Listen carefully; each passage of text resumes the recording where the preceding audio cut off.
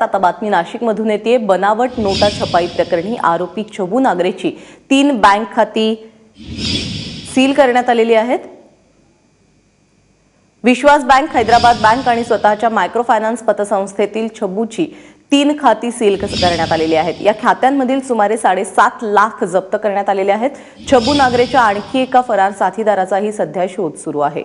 छबू नागरे हा जो नाशिकचा आहे, त्याच्या घरी मोठ्या प्रमाणावरती बनावट नोटा छपाईचं साहित्य जप्त करण्यात आलेलं आहे आणि त्याच प्रकरणी आता त्याच्या 3 बँकांमधली खाती सील करण्यात आलेली आहेत। एक अत्यंत मोठं रॅकेट पोलिसांनी या निमित्ताने उघडकीस आणलेला आहे। सागर वैद्य आपल्याबरोबर आहे। सागर, या सगळ्या कारवाईबद्दल काय अपडेट्स? प्राजक्ता, जसं की या नोट छपाई प्रकरणामध्ये फार मोठं असल्याचा आता तपासांती पुढे येते आणि त्याच्यामुळे या जो मुख्य आरोपी आहे राष्ट्रवादीचा पदाधिकारी छबू नागरे याचे 3 बँक अकाउंट सील करण्यात आले पोलिसांच्या वतीनं। त्यामध्ये विश्वास बँकेतल्या अकाउंट मधून 7.5 लाख रुपये जप्त करण्यात आले, तर हैदराबाद शाखेची जी बँक आहे त्याच्यातनं 7,500 रुपये जप्त करण्यात आले।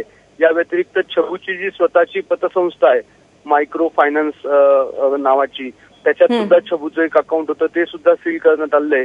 या सगळ्या अकाउंटचा अभ्यास केला जाणार आहे आणि याच्या व्यतिरिक्त जे 11 मुख्य आरोपी याच्यामध्ये रंगेहात पकडले गेले त्यांचे सुद्धा बँक खाते आता सील करण्याचे आणि त्यांचेही व्यवहार तपासण्याचं काम पोलिसांनी सुरू केलंय। प्राजक्ता, सागर, धन्यवाद या सगळ्या माहितीबद्दल।